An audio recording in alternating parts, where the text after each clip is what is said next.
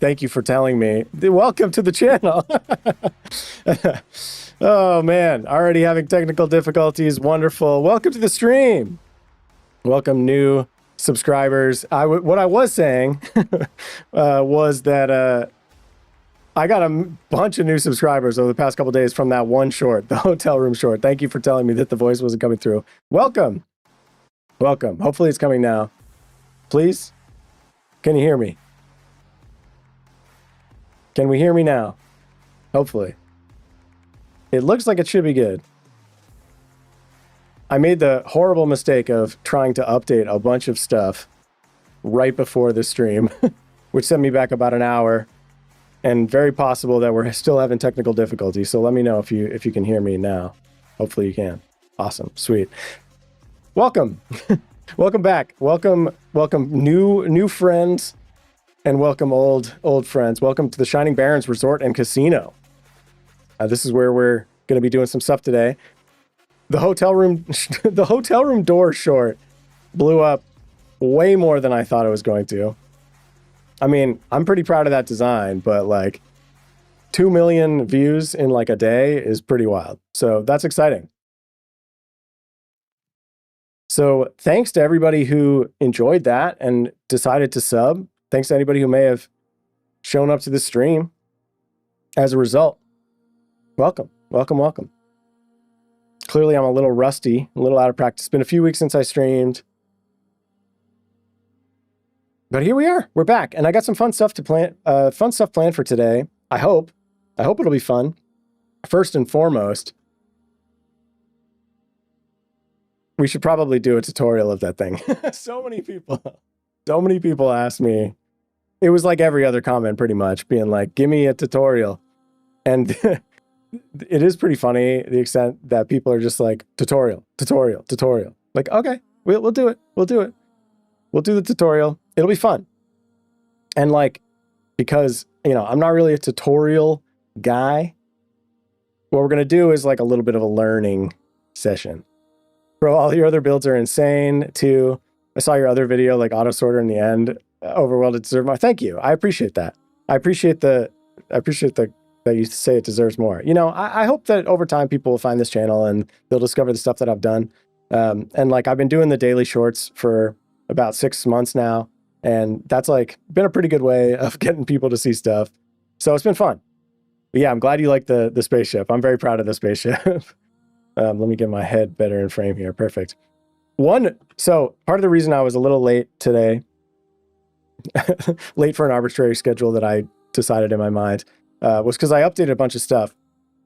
And one of the big exciting developments, as you can see, no chair behind me. I know, crazy. This is exactly what everyone is fully excited about. But like, I'm actually pretty excited about this. It's so silly, but like, look at this chair. No chair. They added this in OBS. I'm excited about it. It's so stupid, but I'm excited about it. So yeah, no chair. Are you also on Twitch? I simultaneously stream on YouTube and Twitch. Generally, a lot more people show up for the YouTube streams. So I would say if you're already here in the YouTube chat, that's the place to be. All right, so we got some stuff to do today, and I think let's just start with the tutorial. So I'm gonna switch over real quick into a creative world. But I guess before we do that, since we got some new people, a couple things to promo here. First and foremost, if you have not seen it, check out Will Awake with the dot between the A and the K. Will Awake, that's the world map. You can check out the world map of this whole world. What it doesn't have yet is this casino area. I'm hoping to add that pretty soon. I tried to do it and ran into some issues, but I'll get it figured out eventually. But if you want to see the main parts of the world, the kind of overworld area with the castle and the end base and all that stuff, check it out. Will Awake. There's like a bunch of different shorts about stuff that you can check out. There's the links to other videos there. I'm pretty proud of this little like map thing that I made, so check it out if you're interested. Obviously, no pressure at all. Also, if you are into things other than Minecraft, I did recently do a Baldur's Gate video, I have just been very slowly, casually playing, having a very silly playthrough of Baldur's Gate. And it's a lot of fun. It's pretty light. It's silly. It's just me goofing around, having fun. Check it out if you're interested. If not, no worries. I would say this one, light spoilers for like the very beginning of Baldur's Gate. If you're planning on starting to play Baldur's Gate like tomorrow, maybe don't watch it. But if not, I don't think you need to worry about it too much. So that's what we got. That's what we got in terms of promo. So here we are, Shiny Barons. Let's pop over to Creative World real quick and let's just do this tutorial. Let's knock it out. I think it should be a pretty quick process. So we're going to jump into my sandbox world. Give it a second to load in here. Ta-da! Here it is. The product of years of insanity. This is my Redstone testing world. Redstone /design/ whatever I want testing world. We got a lot going on here. Let's see if I can grab a spyglass. Right, like we got, oh, there's some designing of the factory facade over there. We have the first draft of the spaceship is right here. We got some other crazy random nonsense. Wonderful, beautiful. But what we're going to do right now is just let's learn how to make that door, shall we? And I think that the way I want to do this is just talk through how I would build something like this, because I think it's a cool thing, and I think like for anyone who wants to learn Redstone or start doing more Redstone stuff, it's better to actually understand what you're doing and think about it from like a problem solving kind of perspective, rather than just like, oh, let me find a video of this person's tutorial and copy it block for block and not really understand what I'm doing. So that's kind of what I'm thinking. Obviously, I know some people don't want to think about it, don't want to learn, don't want to do anything. They just want to find something to build it, and that's totally fine. So, I'll edit this together as a short as well, and hopefully that'll satisfy the masses. But for anybody who's joining me for the stream, let's do just a quick little demonstration of how this actually might work. So here is a little, wall and floor, and we want to build the hotel room door right here, right? So you saw in the short, probably, that we have an iron door like that, and that's basically the door that we want to open when you put your hotel room key in the door, right? And the way that I did it is with a decorated pot. And decorated pots are pretty cool for a few reasons.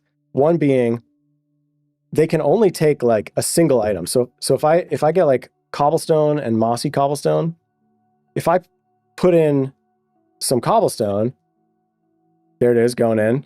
Oh, the game audio is muted. Man, I'm all over the place, technical difficulties today. But here we go, game audio is back.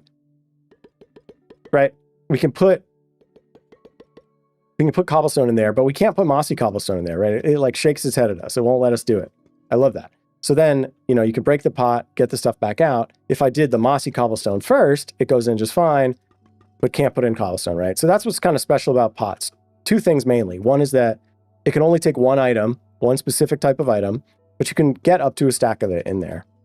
And then the other thing is that it's like one of the only things in the game that you can just like right click to interact with an item. So that's super cool. And it makes it great for things like a key card reader.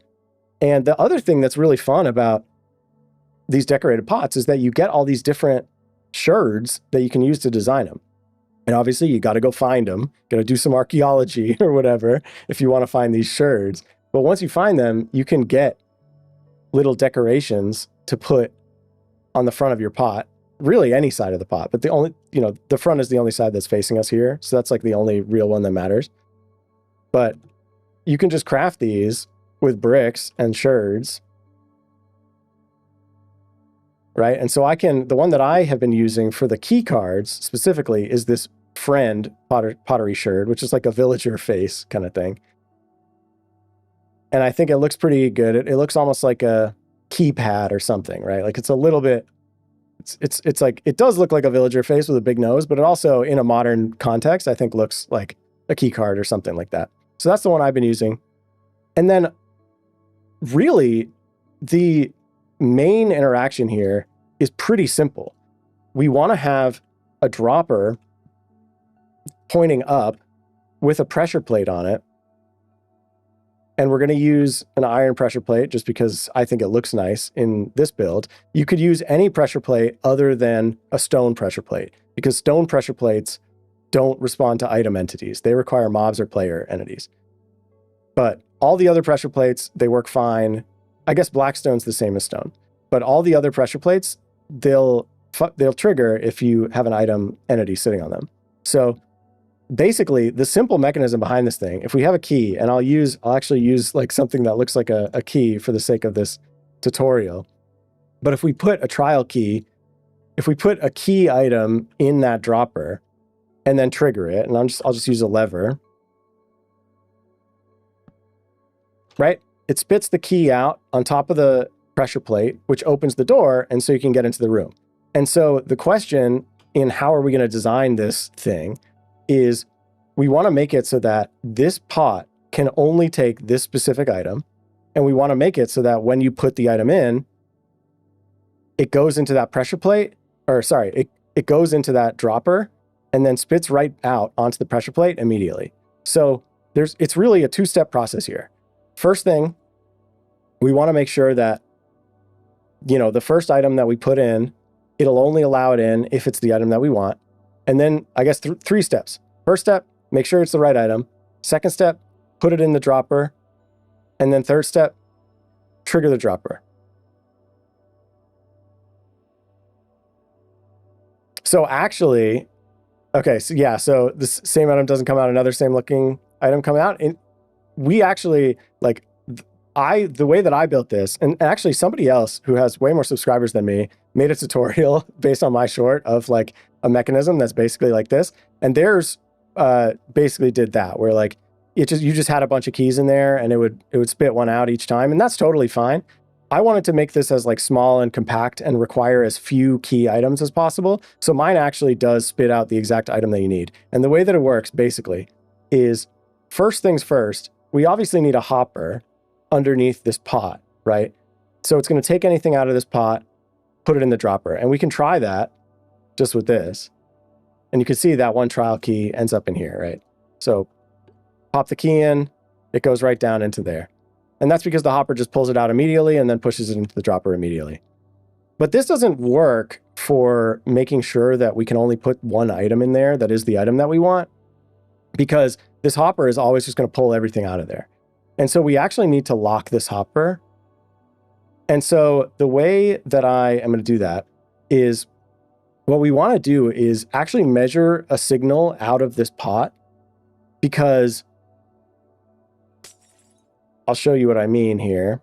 If we grab some, I'll just use yellow. So if I use a comparator to measure a signal out of this pot, we can then see how this works. And basically,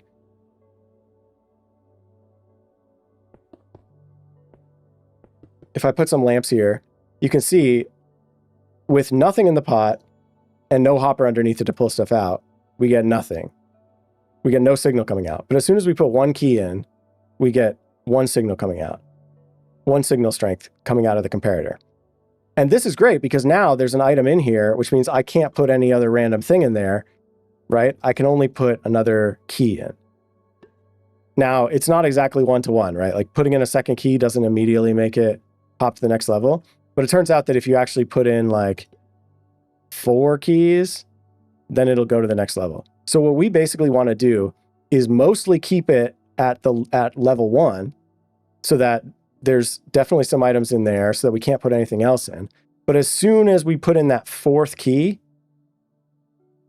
we want to detect that the signal strength has gone up 1, and then use that to pull that key out of here, put it in here, and then pop it out onto the pressure plate. Is all the mechanics same in Java too? It should be, I think for this, it should be practically identical. If I think of anything while we're going that's Bedrock only, I'll be sure to call it out.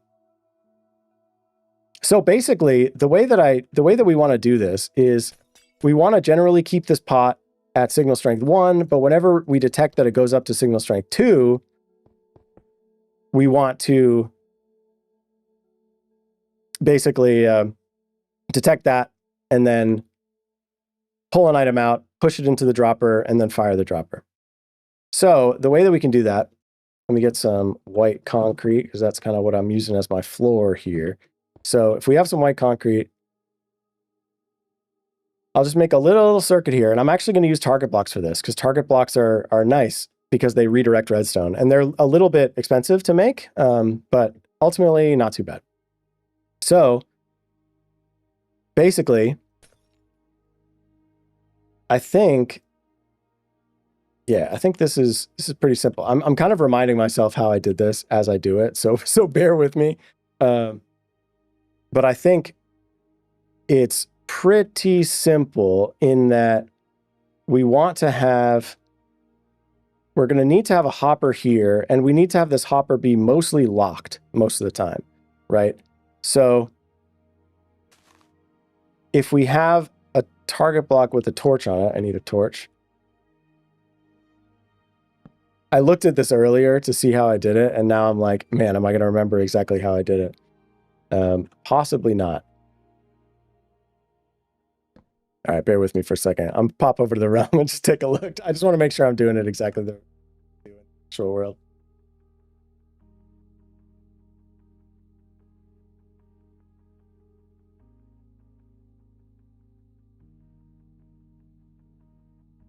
Because I put some time into designing this so that it would be like as minimal as possible in terms of the redstone, so that you could put a bunch of doors right next to each other, so you could have like a whole hallway of hotel rooms. And that's what we have here.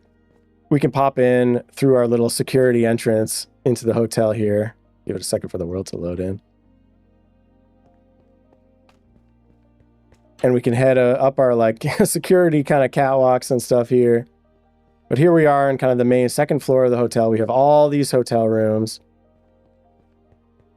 And you can see, like, especially on this wall, we've managed to keep the room doors quite close. So this mechanism tiles pretty tightly. And I think I still have that key to room 103. A lot of people made a Dexter connection, which I had not realized, but it's kind of funny. Okay, so let me just take a quick look. All right, yeah, so we do that, we do that. We do...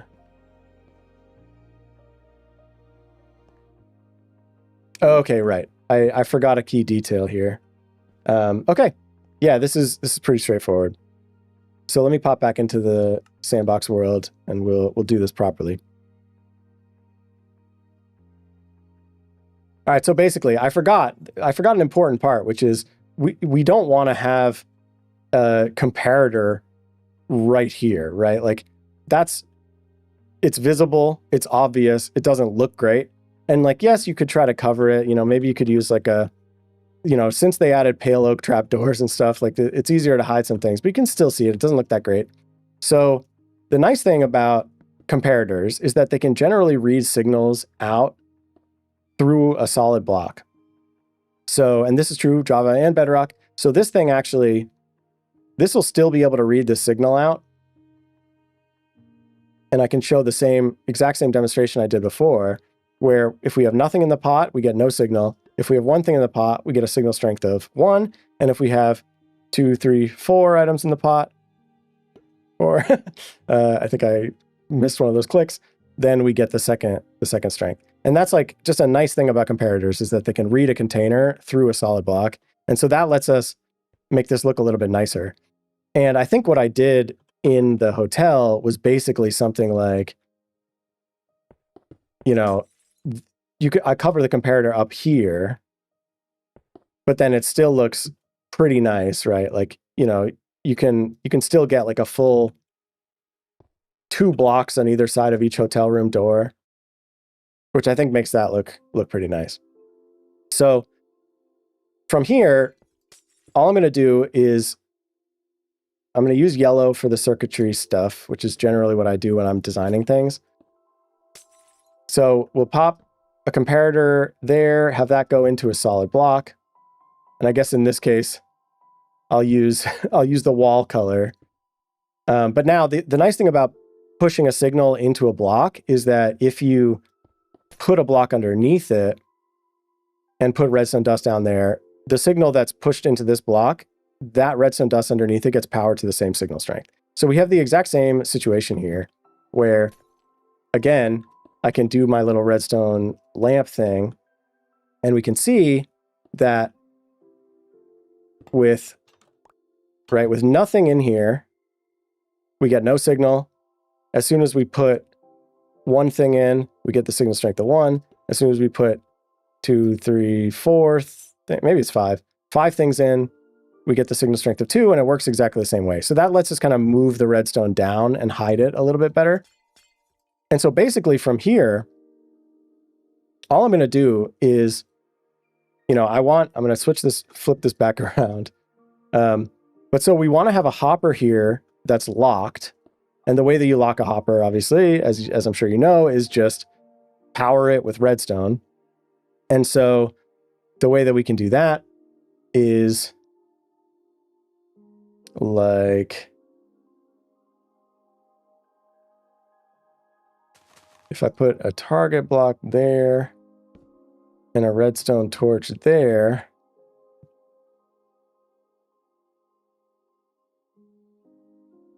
now, wait, I have to look again. How am I so bad at remembering how this works? It's just confusing to look at it from like below. All right, this is the last time. I promise. This is the last time we're going back here for me to look at this thing. Come on, Realm. You can do this. You can load. You're killing my flow here. Okay. Okay, so I did actually have it underneath. That's interesting. Okay, so we have...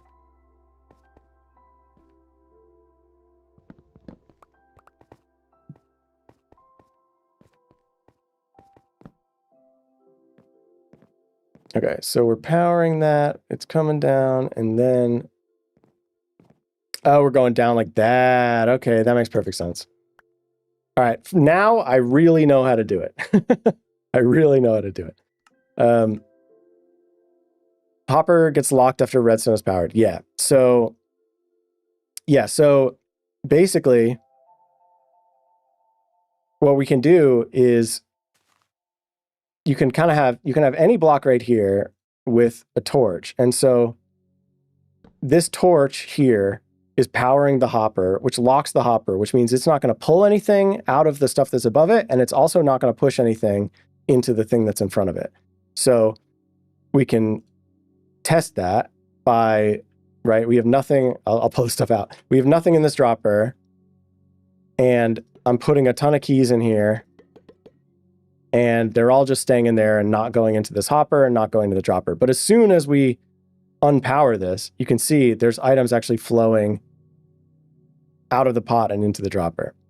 So that's basically what we want to do. What we want to do is when you put in one more key that causes the signal strength to go up by 1, we want it to basically, just for a split second, unpower the hopper so that it pulls the item out and pushes it in here.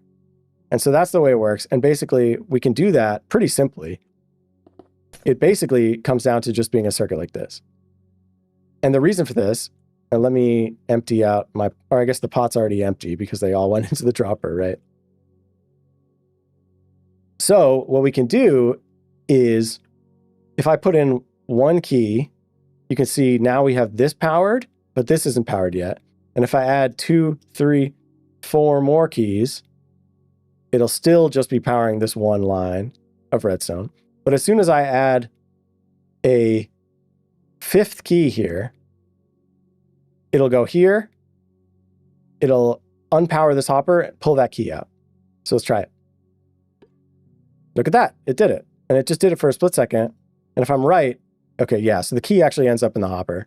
So that's like the one, you actually need one extra key, and so one key sits in the hopper. So ultimately you need like 6 of whatever your key item is, because you need to have 4 in the pot at all times. There's going to be 1 in here, and then you need this, so that's 5, and then you need the 6th one, which the players would actually have and be able to use. And so from here, now that there's an item in there, if I hit this,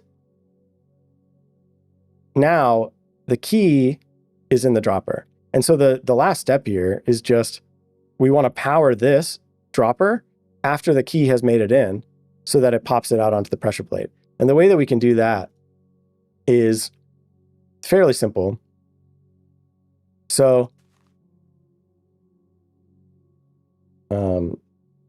let me, I gotta pop out the actual YouTube chat because I only see like some of it in my little OBS window, which is annoying.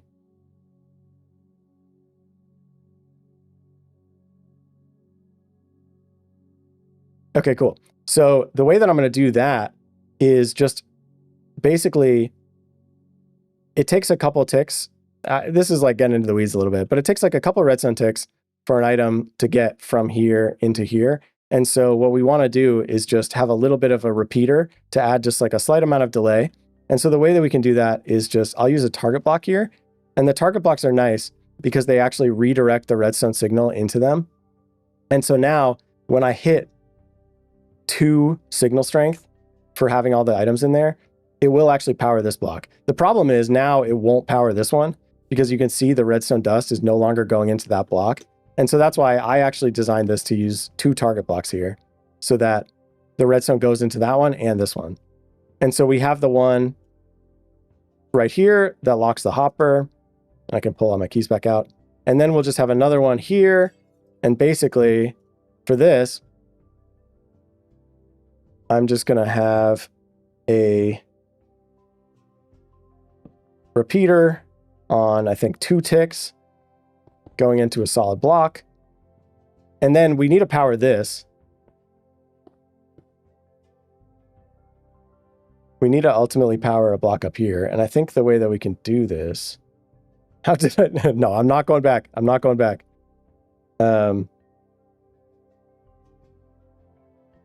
I think the way I did this must have just been with redstone. Duh. I'm questioning everything. Oh no, okay, it's simpler than that. We just put a solid block under there and then have a little bit of redstone dust just like that. And so basically what's going to happen now is, right, so I'll put in 1, 2, 3, 4, 5 to get it primed items here. And then now once I add the final item, it will cause this redstone dust to power here. That'll power this target block, unpowering the torch, allowing the hopper to pull an item out, push an item in here. And then just about a tick later, because of this repeater, it'll power this block, which then powers adjacent redstone dust, which will power this block, which will trigger the dropper component. So let's try it. Beautiful. And that's it. That's actually all there is to it. It's quite simple. I think using 2 target blocks makes it more compact, but it's slightly more expensive. You can check out like the tutorial I want to give proper credit because it was pretty cool that the person did this. SciVolt. Check out SciVolt's tutorial. I'll actually post it in the chat as well. Check out SciVolt's tutorial. They did something very similar to this, just slightly different. But basically, yeah, this is it. It's super simple, super straightforward. And then the only caveat, so right here, so this is built so that it's basically tileable, where you can get it as tight as another door right here. So actually, yeah, it's even tighter than this. It's designed so that, yeah, the pot and the key can be like centered with a block on either side, and then just like you need a little something to cover that comparator. And the only caveat here is that if you want to tile them right next to each other like this, you would have a dropper here. The problem is right now, this dropper is always going to be powered by the one next to it, which we don't want, obviously, right? We don't want that. And so the solution to that is just, we want to redirect this redstone dust away from that comparator or from that dropper. And so we can do that by just adding an extra random block, doesn't matter, and redirect the redstone away with an extra piece. And that lets us tile them next to each other, just like this. That's it. That's all there is to it. Perfect, like, I don't know what you call this, 5 wide tileable room door keys where they just pop the thing out right there. You can walk in and get it. I love it. I love them. What about after one use? Not sure what you mean. You just keep getting back the key each time. So that's the idea.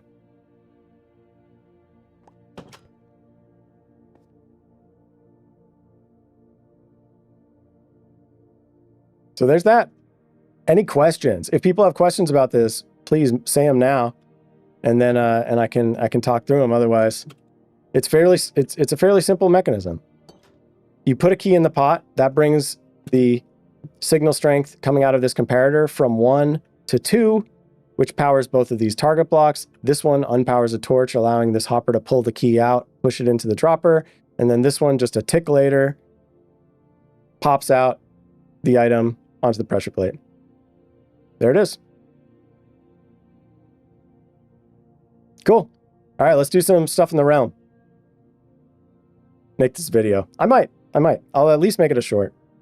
I don't really make tutorial videos as a rule, but like, you know, maybe I will.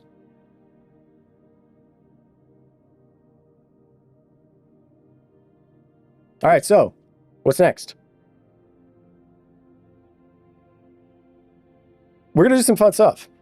And by that, I mean, I'm going to build something. I'm going to build something in the casino.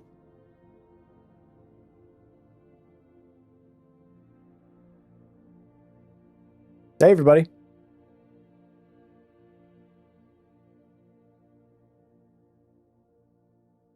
All right, we're just loading back into the real realm.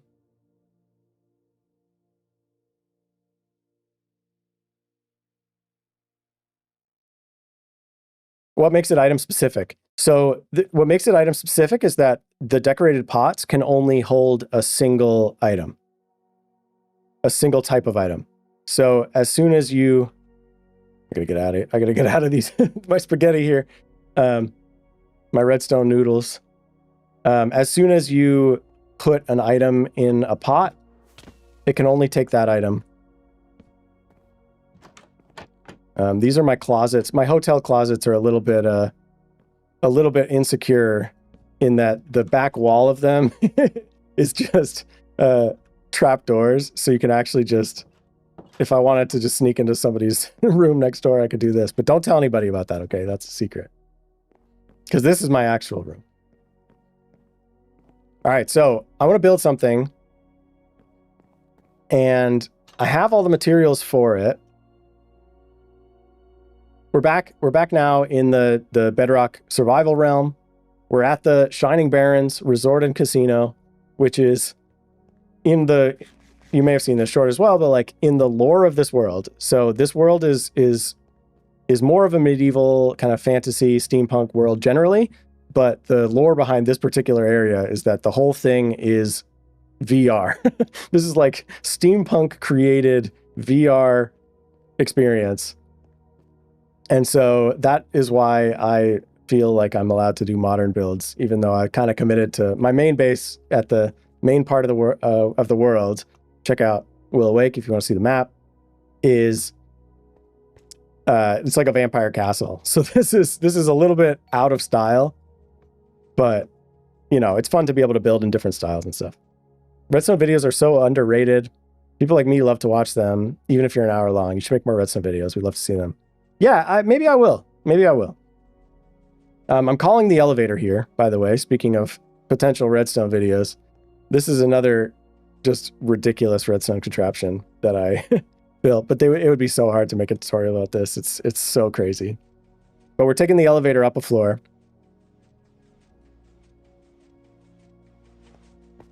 Because I have all of the materials that I need to build something in this world. I wonder if you can tell what it might be. Throw your guesses in the chat. Let me get framed properly here. Come on. All right, there we go. But I need to turn this green concrete powder into actual concrete first before I can start building. So that's step number 1. And this casino, this hotel is still very unfinished. Very unfinished. I want to have at least a whole nother room, a whole nother floor of hotel rooms here. Also, don't tell anybody. but a lot of these rooms aren't actually done or decorated yet. So that's also something I need to do. But I want to have like at least another floor of hotel rooms, probably like a floor of like suites that are bigger or something. And then like, you know, a penthouse, I don't know, giant glass ceiling. We still have to decorate this whole lobby area. Let me know if you have ideas for how to decorate the lobby of the hotel. I think it could be an opportunity for some cool stuff. But for right now, I'm going to head over to this little area that is that is more functional than pretty for sure. And this is where I make all of the white concrete that I need. Oh, hey, friend. This is where I make all the white concrete that I need to build this crazy hotel. So I just need to turn on my beacon here. So we should get a haste beacon in a second. There we go. And then this is my little concrete maker. I don't know if you standing in the mechanism is going to be helpful. All right. We're going to pop over to this view for a second. Nobody look. Definitely not doing anything to that guy and his llama. Hey, they went somewhere. And I definitely didn't have my sword highlighted, and I definitely don't have a lead in my inventory. All right, so we're going to just make some concrete here. It doesn't work? Wait, why not? Did this thing break since the... Does this not work anymore? Oh, right, I just used it wrong because I'm an idiot. I just forgot how to use it. What's that? Oh, not another lead. Definitely not. Any idea of giving world files so we can explore and take inspiration for our single player too? Maybe someday. I'm not at a point yet where I am ready, I would say, to like let people into this world. To be honest, it's a little near and dear to my heart. But like, I think maybe like little world files with little builds and stuff, you know, or like little tutorials and structures and stuff, like maybe. But I think for now, the way that I want to share this world is mostly through the videos and streams and stuff. All right, here's my concrete maker in action. Perfect.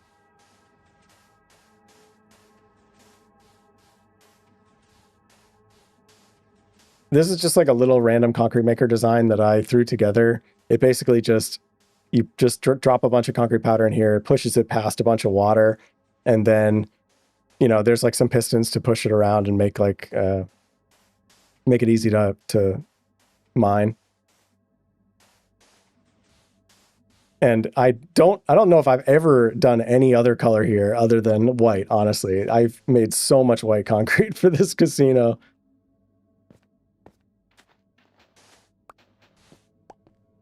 All right, here we go. Let's grab all this.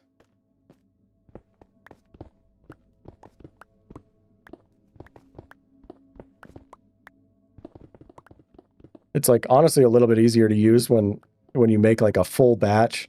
It basically makes a giant square of a giant, like, you know, cube almost of concrete here. But for this amount that I need it's just, you know, I don't need that much. All right, so these last two I'll just do myself. There we go. Perfect. And then I'm going to turn the haste beacon off because whenever I have haste on, I always just break stuff accidentally. All right, so what we're going to do now is build a little something. And the way that I'm going to do this, with any luck, is as a time lapse. And you all will get to see the time lapse in its slow, natural form. But get excited because eventually you'll see it in its fast form, probably in a video about like updating the hotel. But so basically, if you have or have not seen this before, you emerge from you arrive at the hotel on this train, and you come out here, and this is the first view that you get of the hotel. It's grown a little bit since the last video, which was about a year ago at this point.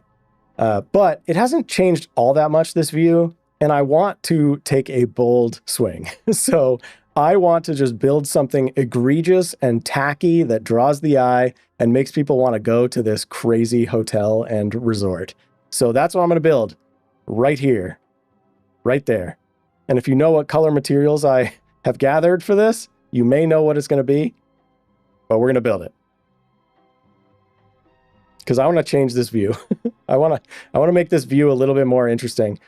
Because, you know, whenever I come to work on a project, it's like, if I only work on the details that are deep in there, it doesn't really change the experience of arriving at the place very much. And I think there is something to be said about like making the experience of going back to a place always a little bit new and exciting. So you can be like, oh, right, I forgot that I built that thing right there.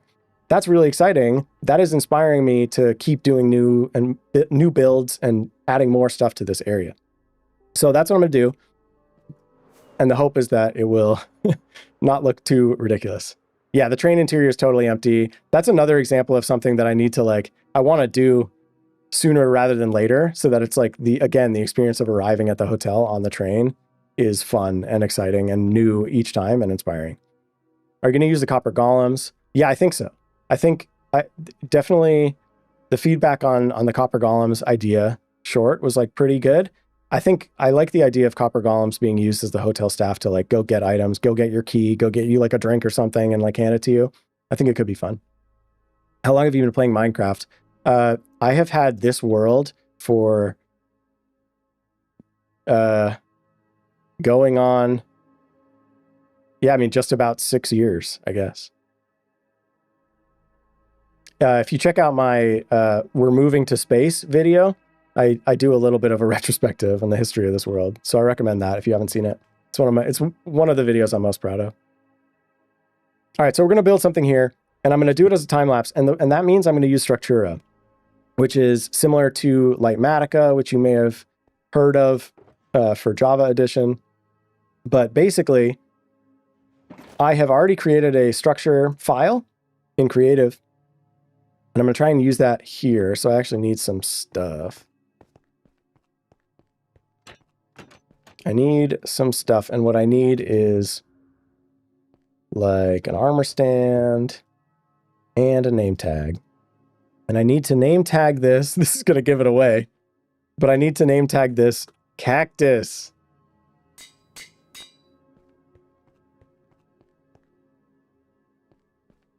And now what I'm going to do is put together, we're doing on time. Okay.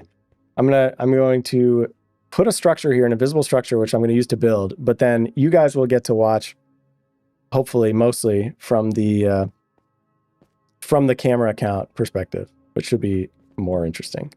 And I'm pretty sure that the thing needs to go right here. And if this doesn't work, we may need to mess with our resource packs a little bit. Oh, there it is. Perfect. Hollow print. Interesting. I haven't heard of that. Does that work for Bedrock Edition? All right, so here we go. Just making sure this is aligned correctly. There it is. And so, yeah, you can imagine what this is going to be. Now, I came up with a little mechanism that hopefully will work, where basically you might want to use something other than, I think I want to use something other than white concrete for this, because otherwise I'm going to totally lose track of what I'm doing. But I'm going to grab some wool here. Yeah, there's more tools in Structura. Nice. Okay, I'll check it out for sure. I'm always looking for useful stuff for Bedrock Edition. Okay, so there's the thing. I'm going to put a comparator into that block, and then I'm actually going to do a pot here. I'm going to do a pot, and then I'm going to do a dropper going into this pot, because the way that Structura resource packs work is you have to change the signal strength going into the armor stand to change the pose, which ultimately changes kind of what's in it, or what level of the structure you see. So I'm going to just throw some ender pearls in here. And then in theory, if I've done this correctly, I'll be able to, I need to grab my bow. I'll be able to not stop building and actually be able to just shoot this thing to change the level that it's on. It didn't work. Why didn't it work?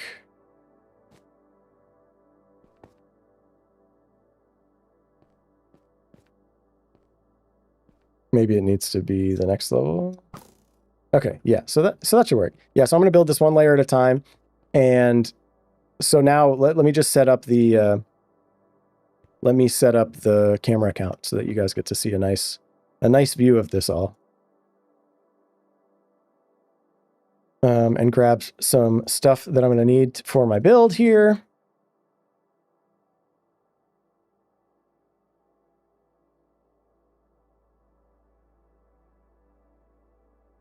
Okay.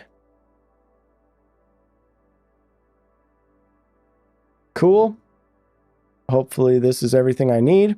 How are your armor stands and item frames invisible? Is it a texture pack? Yes. It's just a resource pack that makes all item frames invisible and all armor stands invisible. And that means that I can still play in vanilla. I mean, otherwise vanilla survival with achievements enabled and all that. And it's like, you know, is it a little bit of a downside to not be able to, you know, see them ever? Yes. But like the amount of extra detailing you can do with them being invisible makes it totally worth it for both, in my opinion.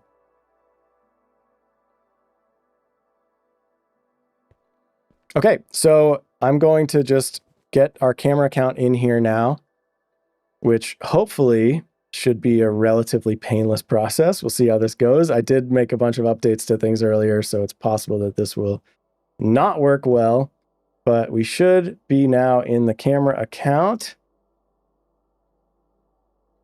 And if I go in here, I got this guy. So camera account. Again, I'm in vanilla survival, achievements enabled, no cheats or anything. So this is just, it's just another account, basically. It's just another player in survival. And here they are. This is Will Outtake, my camera account, who stands in the distance eerily. And it looks like, yeah, this is perfect. So if you haven't seen this before, this is how you actually enter the casino world from kind of the main area. And this is like the virtual reality like projection that we're going to go into here. And so you can see there's 2 VR pods. I'm already in that one. So now my camera account is going to join me in VR here. And this is all just pretend, of course. But here we are. This is how you arrive at the hotel. You come out of the train. You get your ticket. The train, this car's all right, you know, has some details and stuff. But yeah, you know, the next couple cars definitely need more details for sure. But I'm going to position my camera account here to just stand right like this. And just watch this. And let me just change my field of view slightly.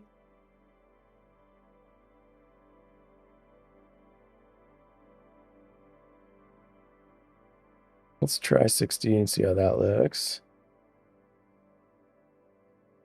I think that looks like a pretty good angle. And I'm going to try my hardest to fully... Oh. I'm going to try my hardest to do this whole build in one Minecraft day. So we'll see how I do with that.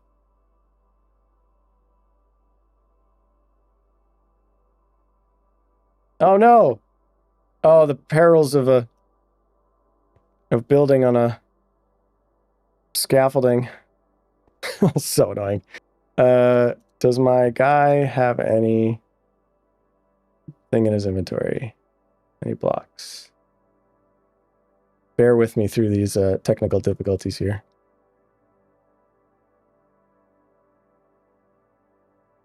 This is a slightly tricky because I'm actually doing these on like separate computers, but I'm controlling them both from here. So bear with me. This is part of the process. All right, yeah, I have a couple blocks. I'm just going to make this a stone, and then hopefully that will solve that issue. Perfect. Let's position our angle nicely. Let's try to get, all right, I think this looks pretty good. We're losing daylight. I gotta move. I gotta move.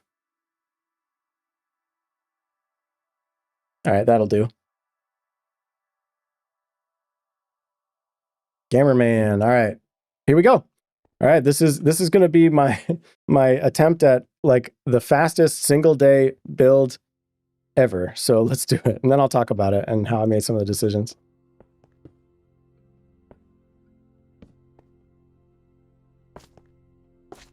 And I want to make sure I'm placing all of these frog lights so that they face into the thing, because that'll make them all look consistent from the back.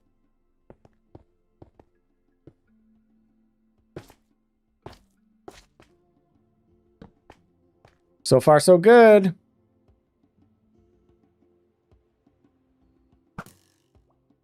Hopefully you can start to see it arising.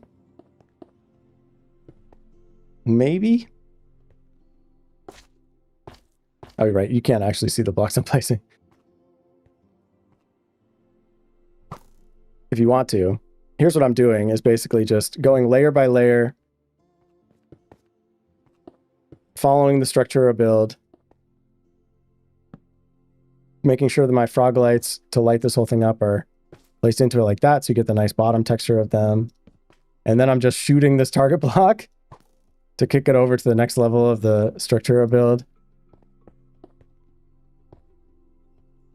And that is the process. So let's go back over to the camera count so you guys can see the fun visual. Is that unique text and keys are Bedrock exclusive? For, you mean for renaming an item to use as a key in the door? That shouldn't be Bedrock exclusive. You can rename items in Java too.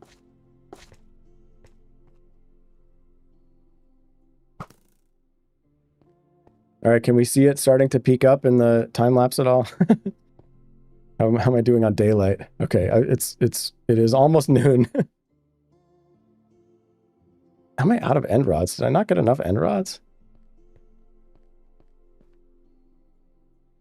Oh, I think I just used the wrong. I think this was supposed to be a lever, but instead I used an end rod. Yeah, there we go. Here we go. Building a giant tacky cactus. So hopefully the next layer. Okay, so yeah, so this is where my system breaks down, because I need to go break and replace this pot every 16 layers, but that's fine.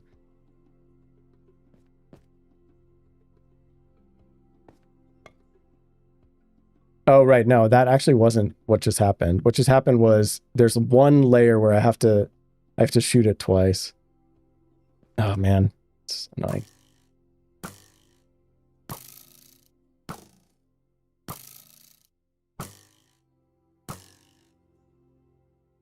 I'm wasting all my nice arrows on this. Okay, there we go. We're up to the next one now. Put some scaffolding back here and no one will ever know. All right, let's go back to the time-lapse view. Oh, the color change, the bold effective keys. Yeah, that's, so in Bedrock Edition, I think that is a Bedrock Edition exclusive thing. You can do these like code values with like a weird symbol. I must need more end rods. I don't know what.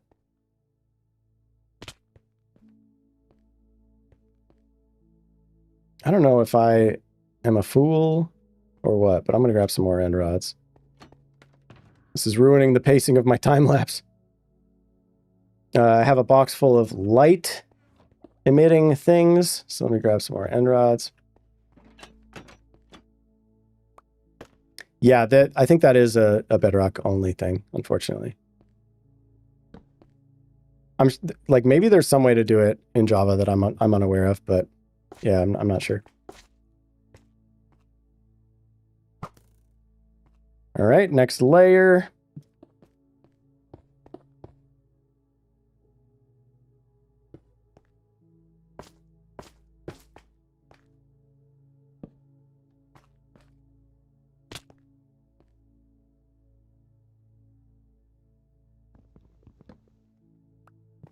Can we see it? Can we see it coming in at all? Do we see it? Do we even see it yet?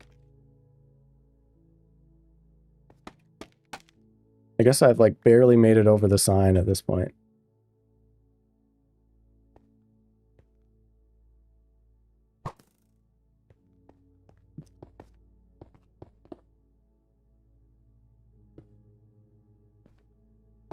Thanks for joining. Appreciate it. Yeah, I'll check out Holoprint for sure.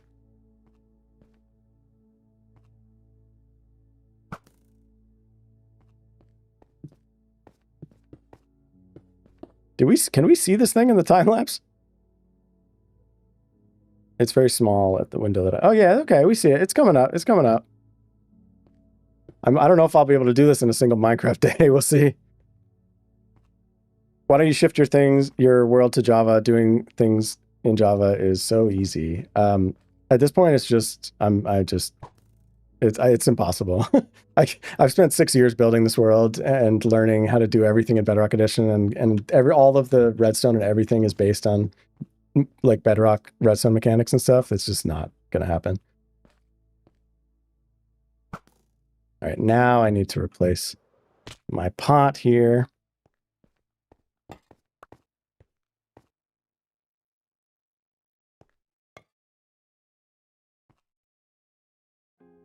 Pop those there. Oh, no, don't want that up there. Let's get back up here.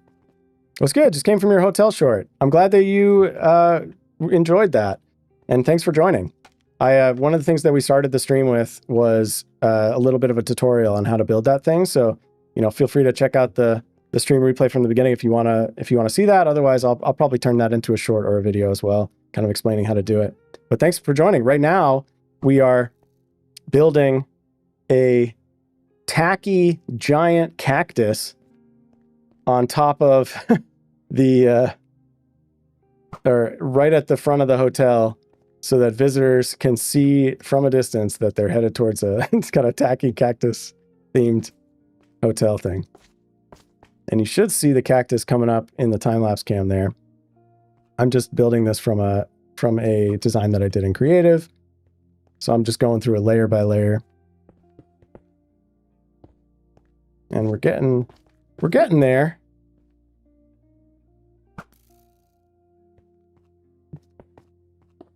And it looks like it is starting to get dark, so I am actually going to sleep.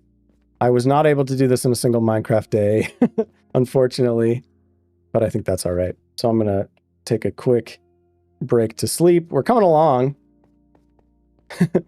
Wow, this is a big thing. It's actually going to take longer than I thought to build. But I'm going to sleep through the night, in part so that my camera account guy doesn't get attacked, because because my camera account is just is me standing there in survival on a different Minecraft account. Because these are the sacrifices that we must make in order to be able to play and do content creation on a vanilla survival realm in Bedrock Edition, but it's a fun challenge.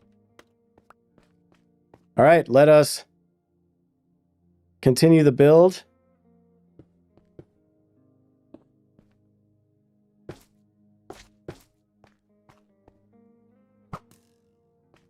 Layer by layer. Let's check out the time-lapse cam. It's coming together.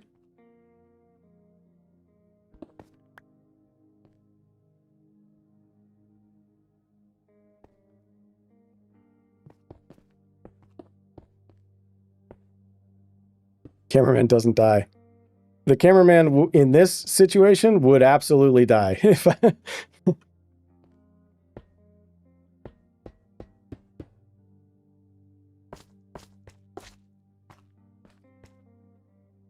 All right, we're starting to break out. We've got one of the cactus branches coming off the side here, which is pretty exciting.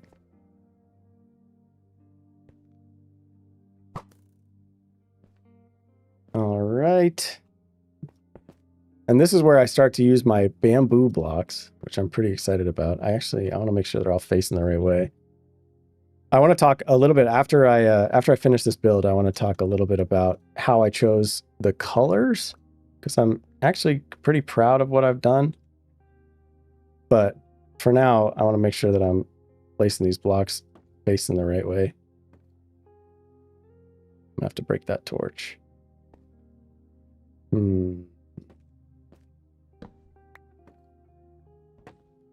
Ow. If you built the cameraman a little tower, he wouldn't die. Yeah, maybe. I'm worried about skeletons shooting him. How long do you reckon it'll take you to finish the whole thing? You mean the whole hotel? I imagine that this is something that I'll be working on for probably years.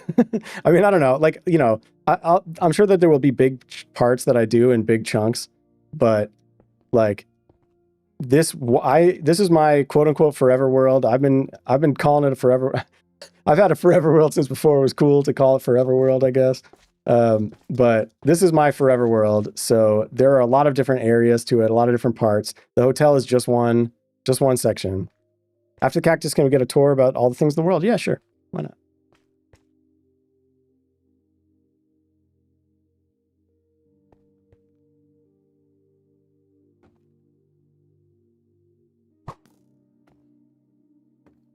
All right, let's keep going.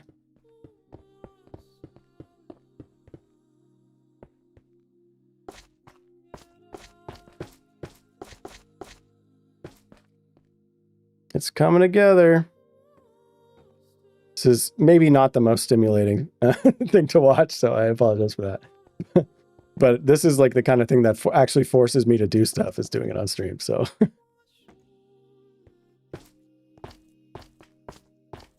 And I think this is going to look really cool when it's done. I've been wanting to make this cactus for a long time.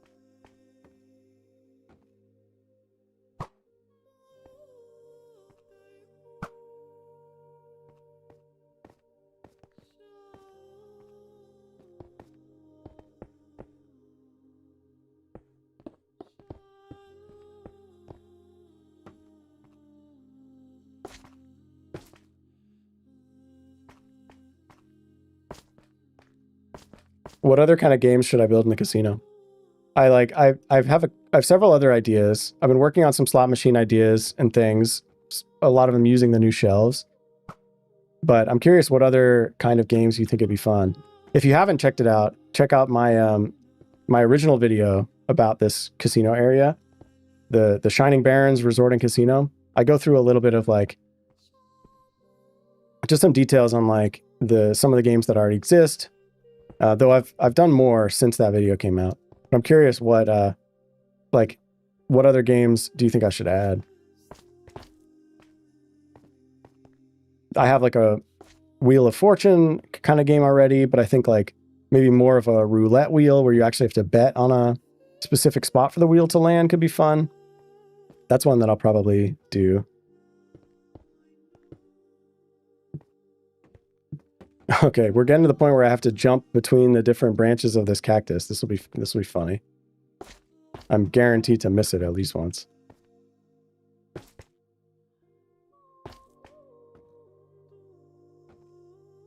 Detoxing from stimming content, it's always relaxing.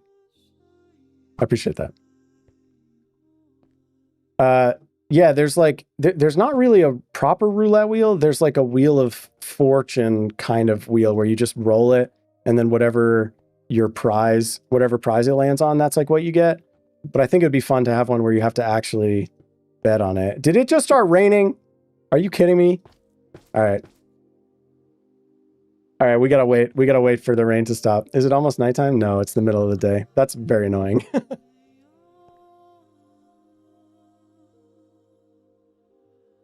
Casino light blinking getting premium suite. Yeah, that's something I really want to do. Okay, well, while it's raining, let's go look at some of the stuff that we already have in the casino. Because I need to at least wait till it's nighttime. Because the rain is completely going to ruin my time lapse. All right, so let's pop down here. Here's the back of it. We got some like little end rods and stuff just for decoration. I think it looks all right. How many days old is the world, and are you planning on inviting other people to help you with projects? This is a world that my friend and I started about 6 years ago. And for the time being, it's really just it's kind of our passion project. Yeah.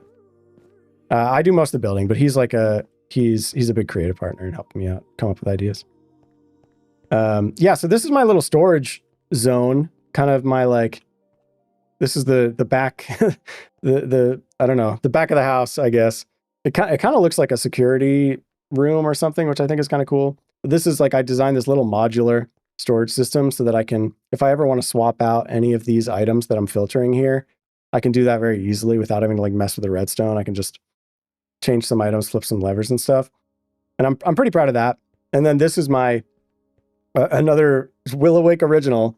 It's a weird like piston feed tape based like multi-item sorter. So if I put some stuff in here, it's going to take a second, but then actually that was kind of a bad example. Let me actually just throw this shulker box in there, because then you'll get to see some of the fun. So if I put that shulker box in there, it's actually going to take that shulker box and pop it into place right here. And then that shulker box becomes part of the like modular item sorter, and items will flow into that shulker box automatically, which is pretty cool. We should see it activate any second.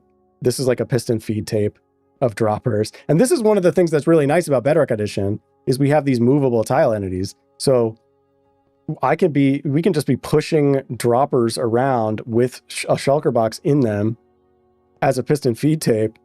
And that way, once it lands in this empty slot, it'll pop out that shulker box. I think that's very cool, personally. And that's why, like, that's one of the reasons why I'm not super interested in trying to like switch over to Java Edition or anything like that. We should see that shulker box pop out here in just a second. Yeah, there it is. See? And now, like, if I were to pull anything out of here and pop it in the storage system, that stuff would be automatically sorted into that thing too, which I think is pretty cool. All right, I have a bed. No, I'll grab my bed from here. It's still not nighttime, but we're getting a little bit closer.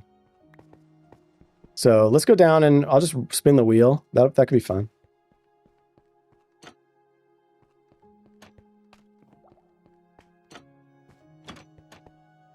All right, so here's the main casino floor as it exists currently. Eventually, we don't want it to be raining indoors, so I'll have to put some ceilings on this thing. But what I can do is pop in my... And actually, we have like sound effects. Let me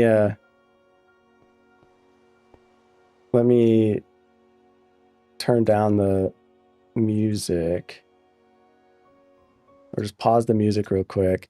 And then if we hop into my horrifying redstone zone, this is what powers the casino games that exist so far. But we have a couple switches for fun noises. And there's a music one as well. So I'll turn the fun noises on. I'll turn the rotating music on. And this is basically, there's a bunch of armor stands standing on all of these redstone ore blocks. And so this is my like randomness generator for the whole casino, because an armor stand standing on a redstone ore block will, like, every couple minutes send a random, it can be observed that the redstone stops glowing, but then standing on it causes it to start glowing again. So we have a bunch of random pulses, and you can see one just happened. And so a lot of the stuff in the casino is powered by these random pulses.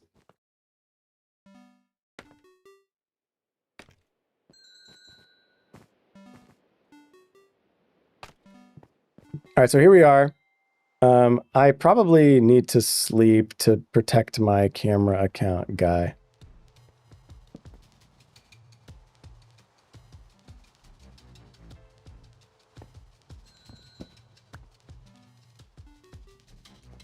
Game audio is low? Is that what we're saying?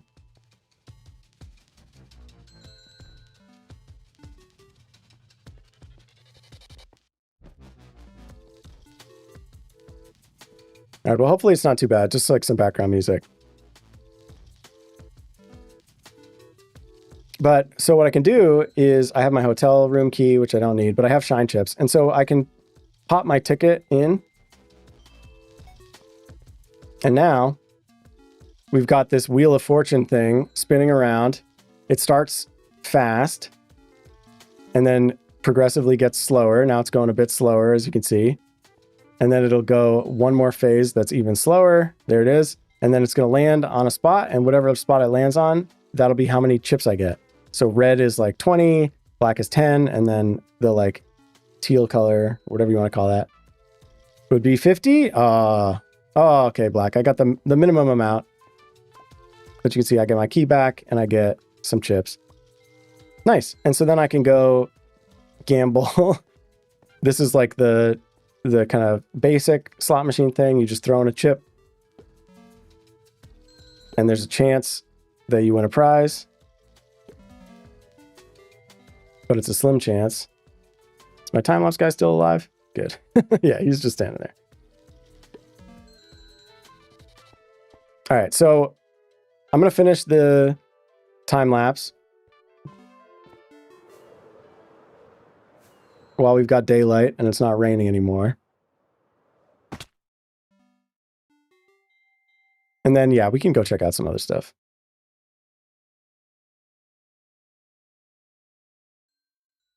All right, am I done with this layer? Yeah. And how's my time-lapse looking? Cool. Mostly never thought we'd gamble in Minecraft. Yeah, true. Hey, you know, they're the ones who added droppers and dispensers being able to randomly pick from any of their slots. It's perfect for randomness.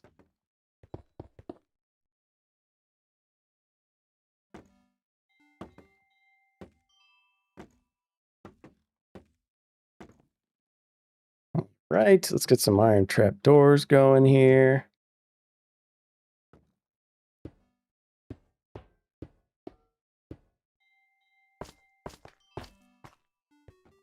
Oh no! I knew I was going to fall eventually. It's only a matter of time.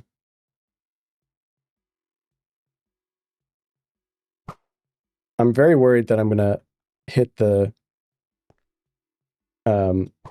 pot at some point. Okay, I think I need to replace the pot anyway, so that works out.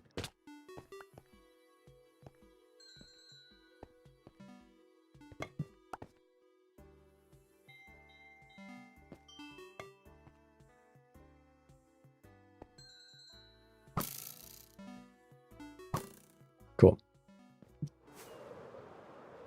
Can we just infinitely get coin chips from key again and again? So yeah, so the wheel resets each day. So you can only use it once per Minecraft day. And then the idea is like, you know, my philosophy with this casino area is that I want it to be fun to be here. So like the house doesn't always win. You don't just get screwed.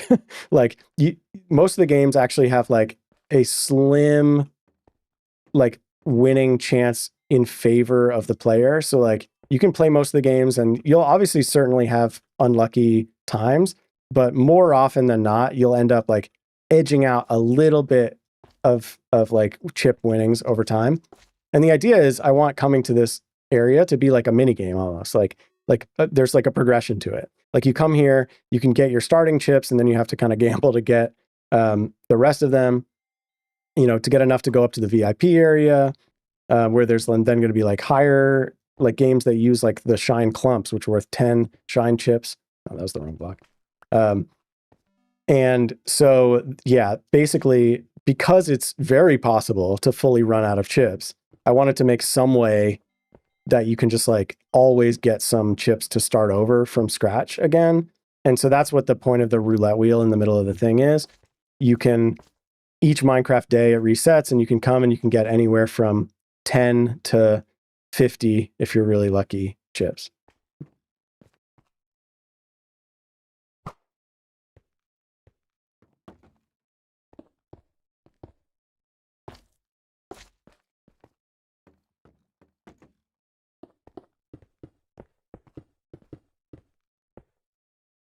We're getting pretty close. How's this time lapse looking?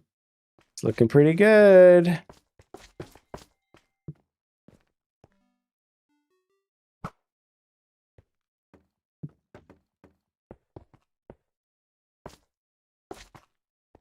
And you can just faintly hear the casino music in the background, potentially.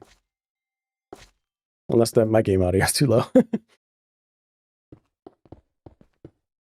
I can hear it in my monitors, so I feel like hopefully it's slightly audible.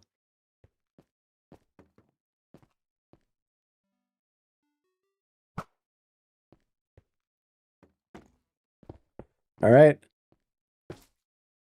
Making progress.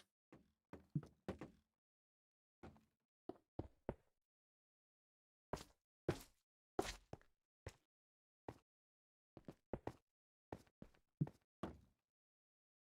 can see what I'm doing. I'm just we've branched out now. We've got like the 3 prongs or whatever you call them of the cactus now.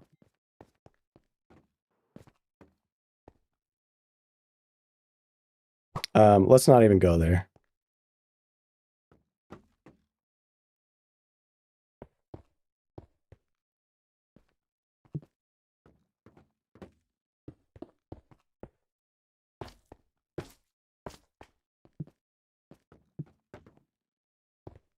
It looks like I'm almost out of lime terracotta. Nope, I got a whole other stack. Never mind. I was gonna say we must be getting close, but no, still got some stuff to do.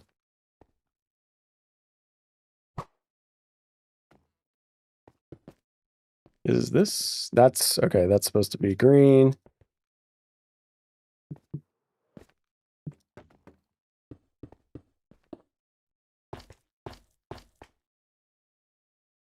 Okay, I think I'm to my final stacks of materials here. So we're getting pretty close.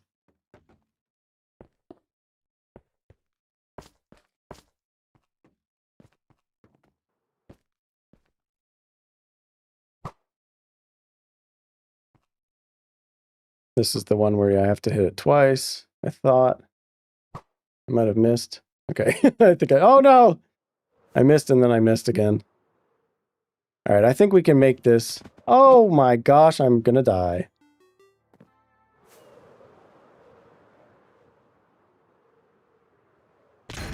I knew that was coming.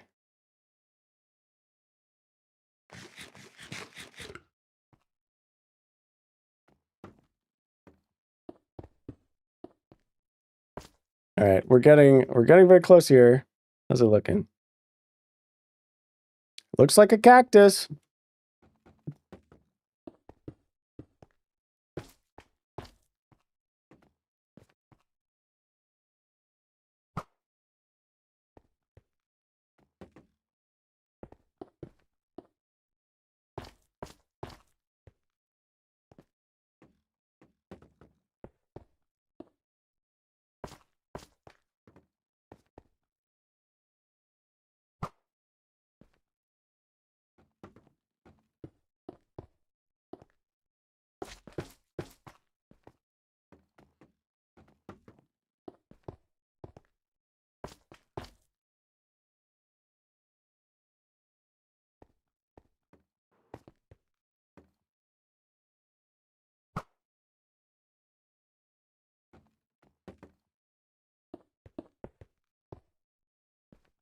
Any chance of getting your world file in this week or month? No.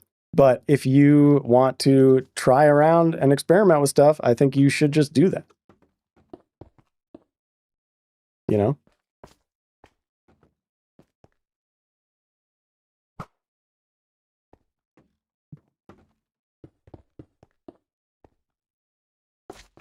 The best way to learn is by trying.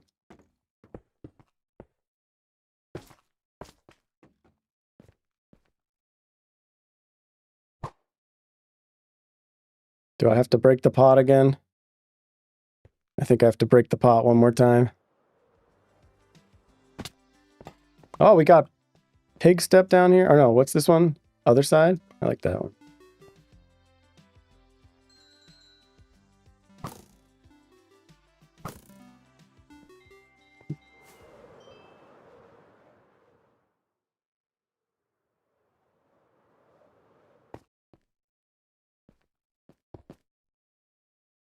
I don't have a Discord community or anything at this point.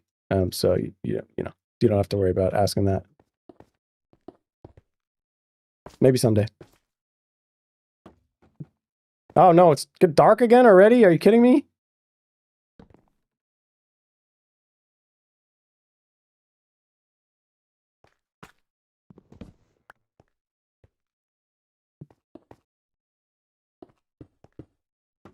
All right, we're in the end game now.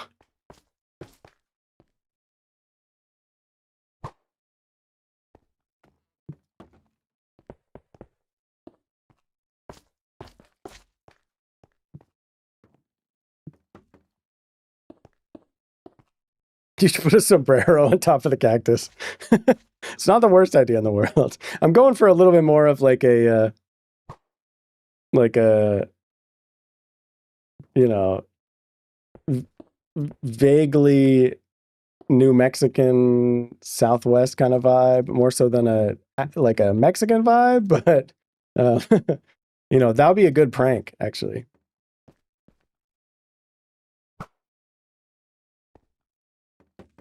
All right, we're so close. So close. I think this part is done.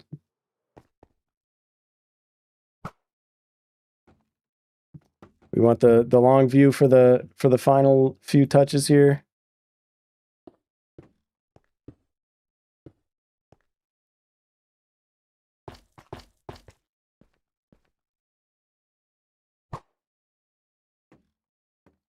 What a cactus build in one day. Yeah, I've been wanting to build this cactus for a long time. I'm glad I'm finally doing it.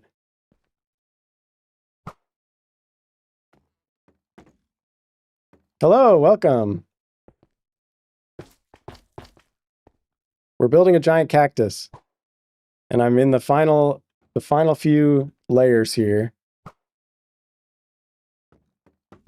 We're building a giant tacky cactus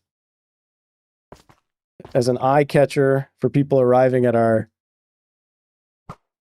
casino, our resort and casino in the Shining Barrens Mesa.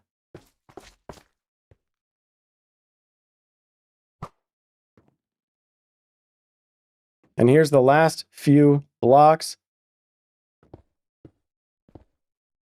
Somehow I ended up with extra green concrete, which makes me nervous, which makes me think I messed something up. Oh, wait, no, there's one more layer. Yeah, that's it. There's just one more layer.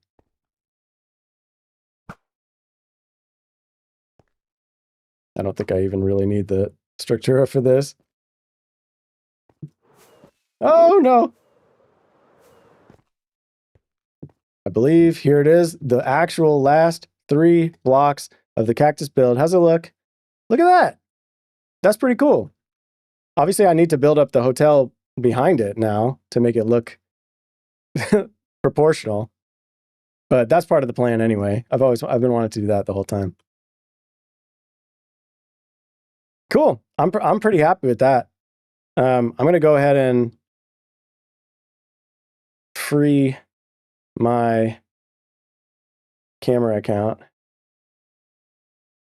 from its duties. And here we are back to reality. And let me look at it because I want to actually look at it too. Oh no. I'm going all the way back to spawn because I placed a bed on top of the cactus.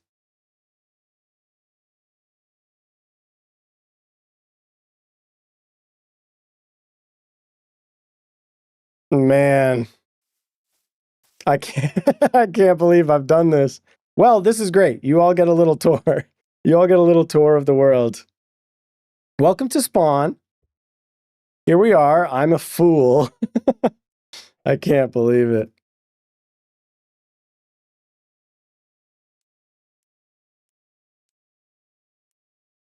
I must have flown too hard into the ground there. Man, okay, well, good. My stuff should be fine. It won't despawn. There's nobody else there, especially since I logged out the camera account. So welcome to spawn. This is first thing we see is this tree, which is a fork in the road. I think the hanging signs look pretty cool for this. You know, we have a little bit of a newer sign here that leads over to the World Gate, which is a big nether portal. And then we have these other places. So that's where we're going to go. I can't believe I died. That's so funny. And look at this. First real glimpse of the castle in the distance. That's our vampire castle. This is the real world. So what happened was we died in VR. And thankfully in Minecraft, if you die in VR, you don't die in real life, I guess.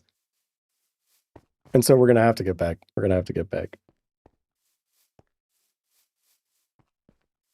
I can't believe I did that. That was foolish. I should have replaced my totem after I popped it the first time. But here we are. There's the castle in the distance.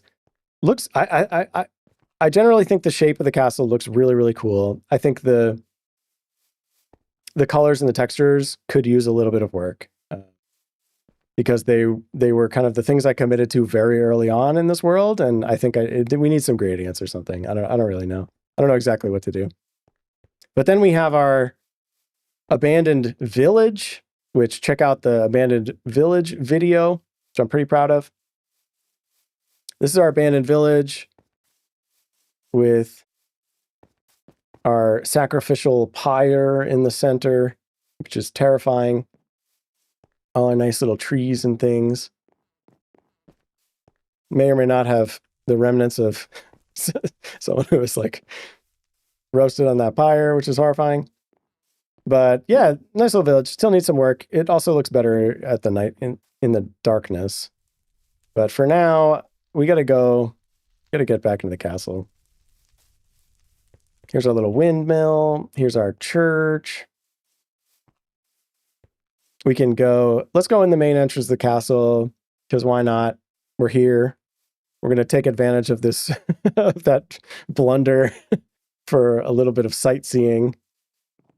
This is a spooky, this is a very mysterious whirlpool. And I don't think I have ever showed off on stream what happens if you jump in that whirlpool. So I'll have to do that someday.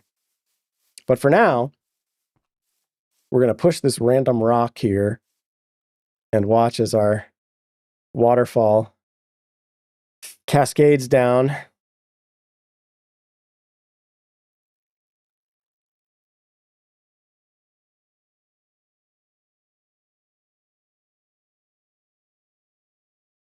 Proto Glitch, I would say feel free to leave comments with stuff. I read all my comments for the most part.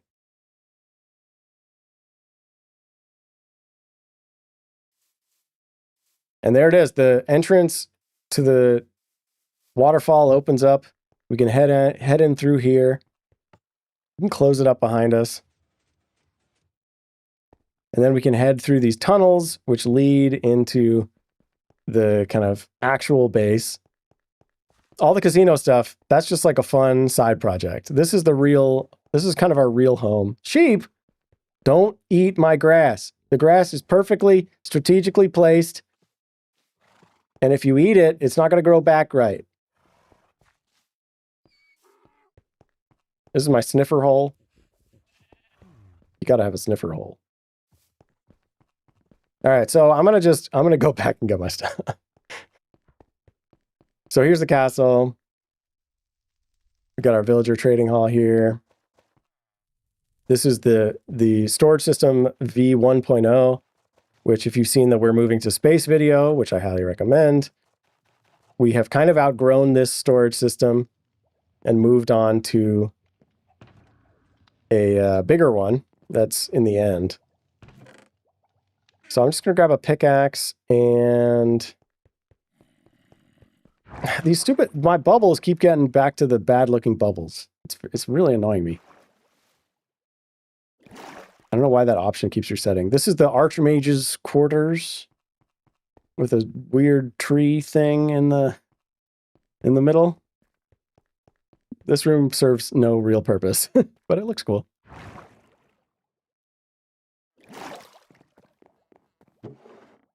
All right, I'm going to grab some speed potions because the casino is quite far away. And I'm just going to go back. These are our main nether portals up on the top of the castle. Check it out. Here's the nice view of the village. There's where we came from over at spawn. We got our airship, which is a creeper farm. Got all sorts of crazy stuff up here. The beacon beams, I don't love. We used to not be able to see them. Now you can. But that's okay. All right, I am going to just run back and get my stuff. And it's going to take a while, unfortunately. Oh, no, I shouldn't have drank the speed potion because I already had the speed beacon effect. Am I going to lose it now? No, okay, good. They must have fixed that. There used to be a bug. Oh, but I don't have soul speed. This is going to take forever.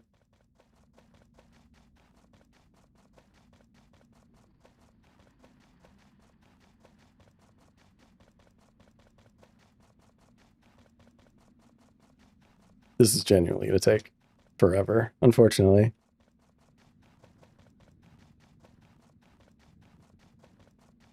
Hey, we hit 4K subscribers. Crazy. I can't believe it.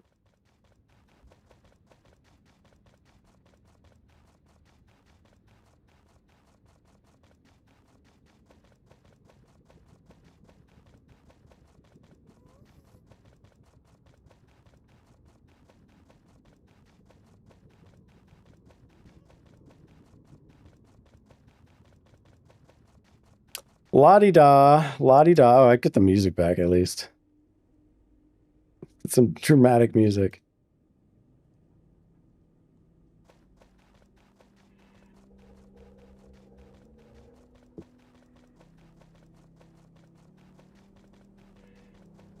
Or not.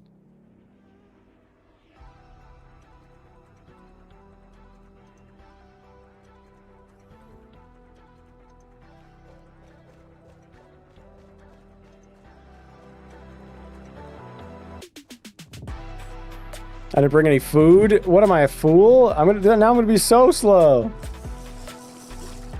I'm such a fool.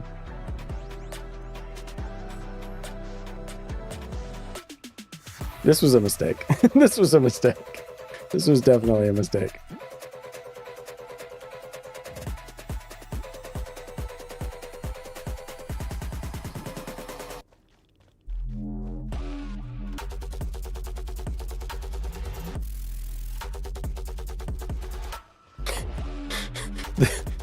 The intensity of this music combined with the utterly boring task of going straight through a tunnel in the nether at slow speed is not lost on me.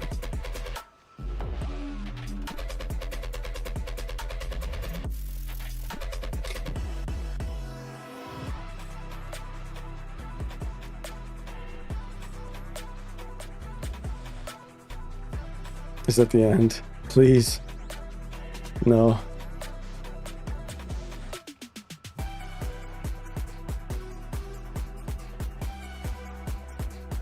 I could have made better choices. I could have made better choices here. I should have grabbed an elytra and some rockets.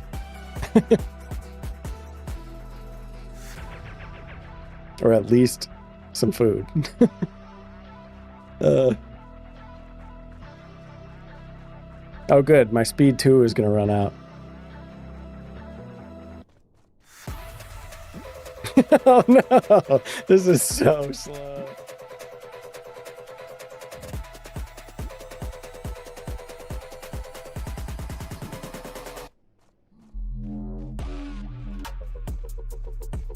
This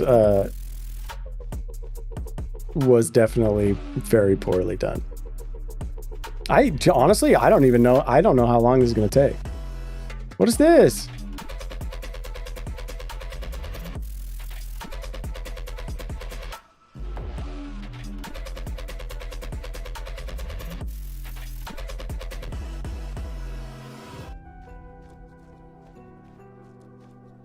All right, so I mean, I guess I'll just talk through like other ideas that I have for the casino.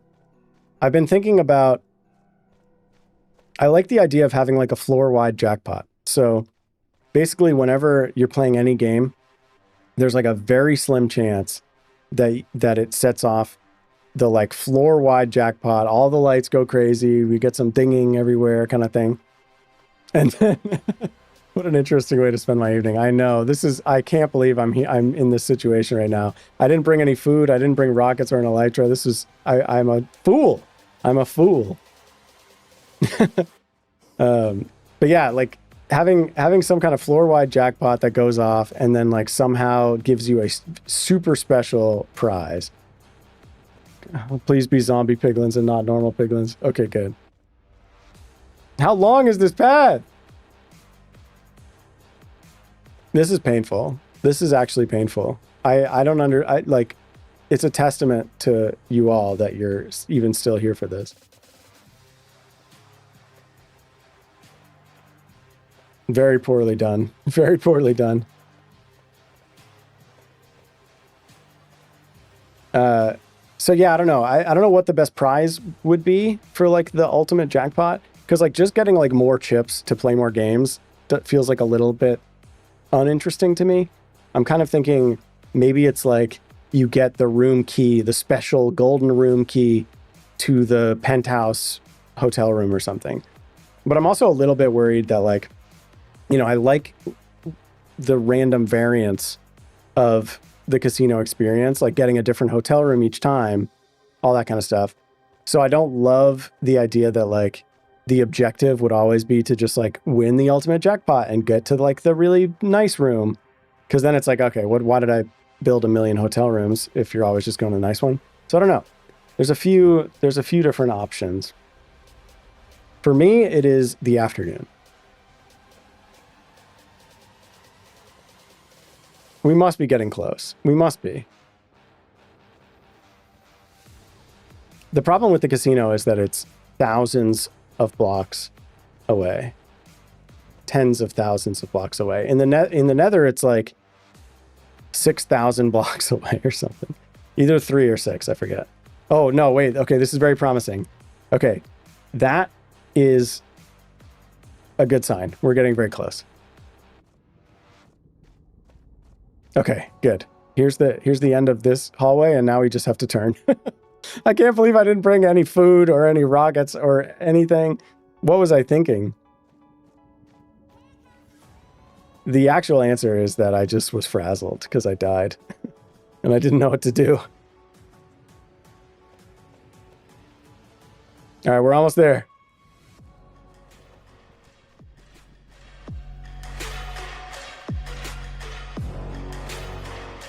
Final stretch.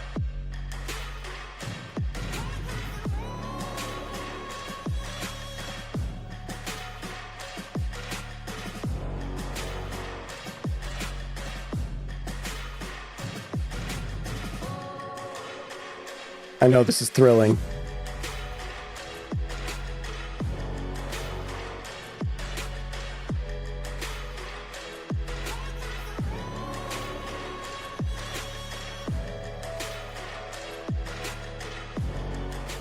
I'm realizing there's going to be another problem, which is I'm going to need to get up and get my stuff. And I didn't bring any blocks or anything. I don't have an elytra. There's like a pretty good chance that it's nighttime when I get there, in which case, like, this could be horrible. We'll see. We'll see how it goes. I can't believe I died. All right. So close. So close. Oh, actually, you know what I'll do is I'll just mine some netherrack. That would be the smart thing to do. Oops.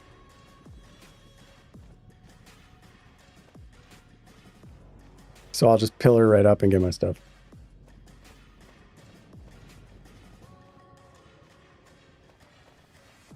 I see a portal. I see another portal. This is a huge sign.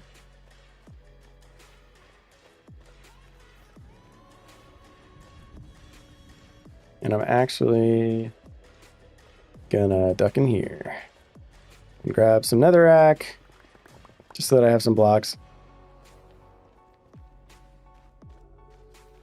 Hopefully that's enough blocks.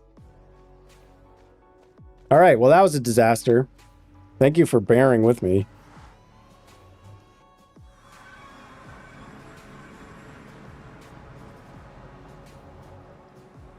All right, here we are. Look at that nice new giant cactus. I want to talk, I do want to talk a little bit about how I chose some of the colors for that. But first I need to make it to my stuff. And is the sun about to set? It seems like the sun is... No, I think the sun is rising. All right, we can change this music now.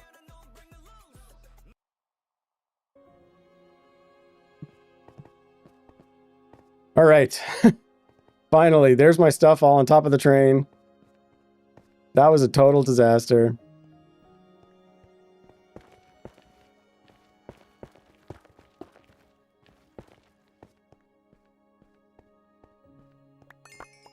All right, finally. Give me some food. Give me my rockets.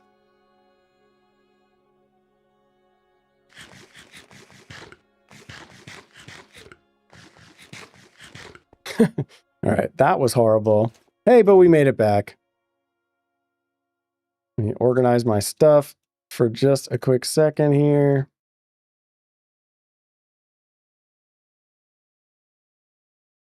And then we can move on. Am I missing did anything else fall anywhere else? I think it was all right there. Cool. All right, we can take down some of this stuff like that. And this. I want to build like a little bit of a station or something. That's like long overdue also. Like the fact that it's just scaffolding when you walk out of the train is horrible. Like that's bad. I've been struggling. Like I don't know exactly what to make it look like. Did I use every single one of my arrows? I guess I did.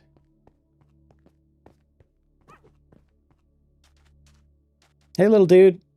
Those guys are so cute. All right. Yeah, so I do want to talk a little bit about how I chose the colors for the cactus, because I think it's kind of interesting. And like, I'm actually kind of proud of how it looks from here. Like you can see, I made this strange decision of using end stone here. And you might be wondering, like, why? Like, why end stone? It's a cactus. It's supposed to be green. But the reason that I did this line of end stone is because we have these bright yellow lights here for the word shining. All right, let me take down my armor stand.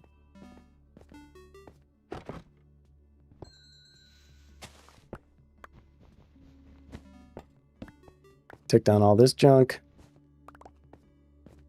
Wonderful. Bunch of trash.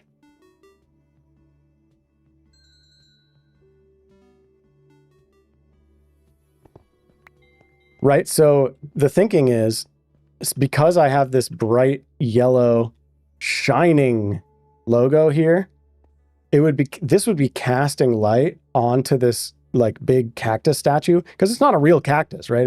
This is like a tacky kind of hyper capitalist resort and casino, because that's just fun to pretend.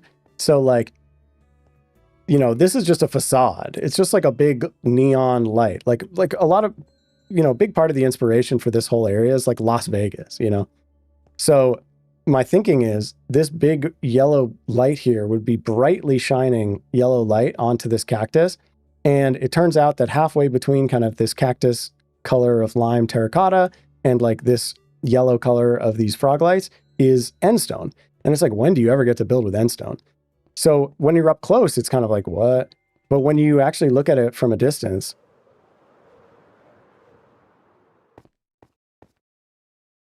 I think it kind of works perfectly. Like you know, the textures on the sides, the little bits of different colors on the edges of the cactus give it a little bit of a 3D like bezel effect. And is it bezel or bevel? I can never remember, but it gives it that little effect. And because there's this bright yellow shining text here, shining on the side, I think it looks pretty good. I think it actually works. I'm pretty happy with how that turned out. And I think similarly, it's like the Barrens, even though it's also a bright light, because it's like that purplish, pinkish color, it wouldn't be shining as brightly onto a green surface as like a yellow light would. So I think that looks pretty cool. And I think it looks even better at nighttime, honestly. So maybe we'll see it. But yeah, so that was one big project I wanted to accomplish. Big project, building a giant cactus. I want to show something else that I have been working on, and it's in my creative sandbox again. So we're going to pop over there again real quick, because I want to show the next game that I've been working on for the casino. And I'm quite proud of it. I think it turned out pretty good. So let's see. I'll grab some sunflowers, which I'm using as my chips in creative here. And this is it. This is the game. Drink it in. It's just this one, but the idea is that this one is kind of decorative and could be next to it. And you could tile these with one kind of blank, not working one in between, and that would work. But it's kind of a big mechanism, and that's because this game is fairly complicated in what it allows.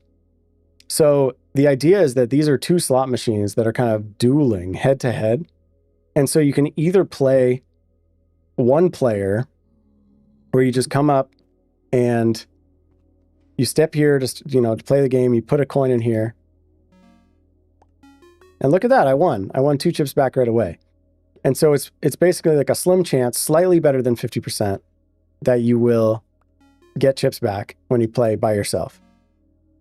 But when you play with 2 people, meaning someone else is standing on the other pressure plate across the way, and I can simulate that with like a lever, and I'll put a chest for that person's winnings. So I'll put a chest here for their winnings, and then I'll put like a lever there. So you imagine if they're standing on that. Now I'm in like 2-player mode, and when I'm playing in 2-player mode, we can each be playing and inserting chips, and whenever you play, okay, so that time we didn't get anything. Nothing that time. Nothing that time. We've got to get a win here. Come on. Okay, so that time, actually, the other person won the prize.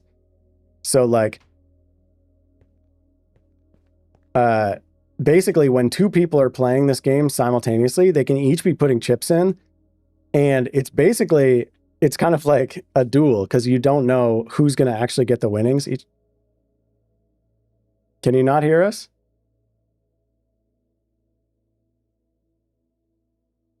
Can you not hear me?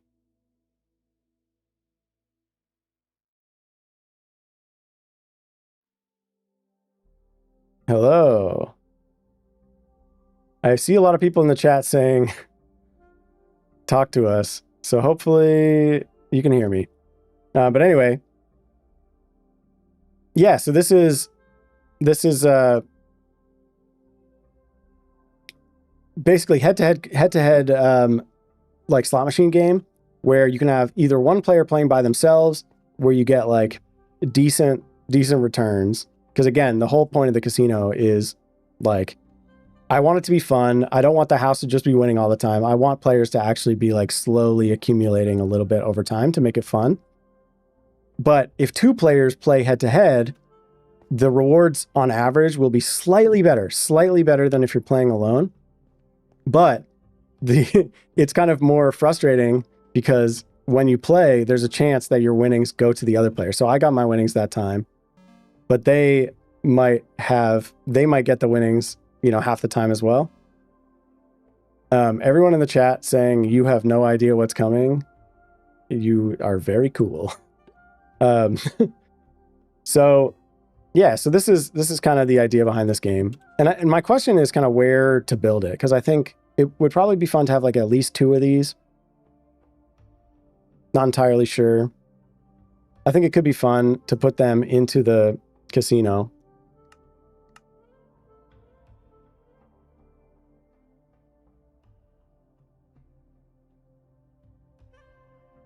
Oh, I missed a question. Are you going to build a pyramid or Eiffel Tower into the casino? That's a funny question. I mean, like maybe, I think like just probably starting with just like the casino that's like kind of cactus themed, but like, yeah, I think having some other like kind of themed places. I don't know what else you put there.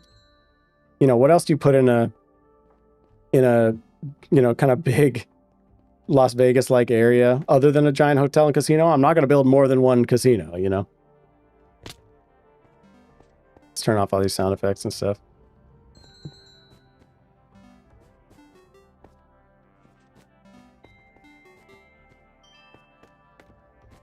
Turn off all these annoying sound effects. They're fun when you're playing, but when you're here building and stuff, it's like annoying. Of course, now we've got dueling music with the Minecraft music and the stream, so sorry about that. But yeah, so I don't know exactly where to put those. I think maybe like over here-ish. Like maybe they could be, I don't know if it's more fun to play facing like this way and this way, or to play like facing side to side.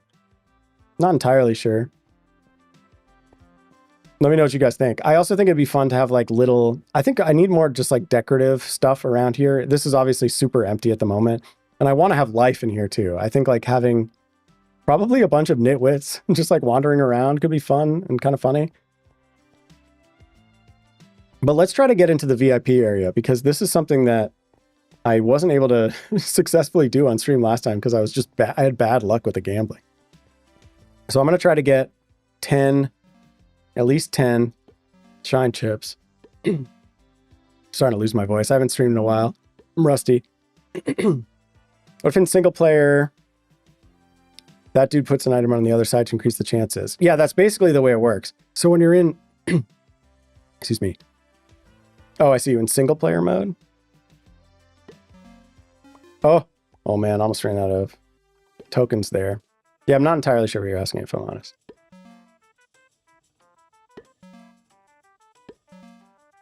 Oh, I see what you're saying. Just like putting an item on the pressure plate just to cheat the system. Yeah, I think there's plenty of like ways to cheat any of this stuff. Like we're just having fun, you know. Like this is, if you want, if thinking of it as role play makes it you know, make more sense in your mind, that's fine. Like the reality is, I only play Minecraft with people who I trust and enjoy the company of. So like, you know, I'm not worried about people cheating.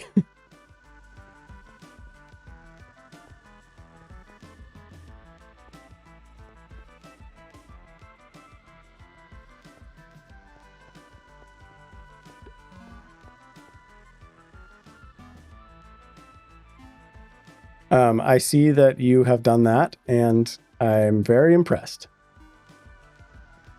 Yeah, so this is the, like, when you're down to just one chip left, it's good to come over here and try your luck at this like last ditch jackpot game, where if you're really lucky, you can get 100 chips, but more often than not, you just get your one chip back, so you can keep playing this one.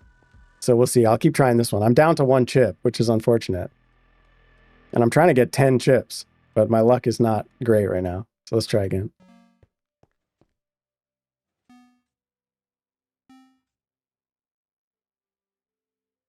And there goes my last chip. I failed. Totally failed.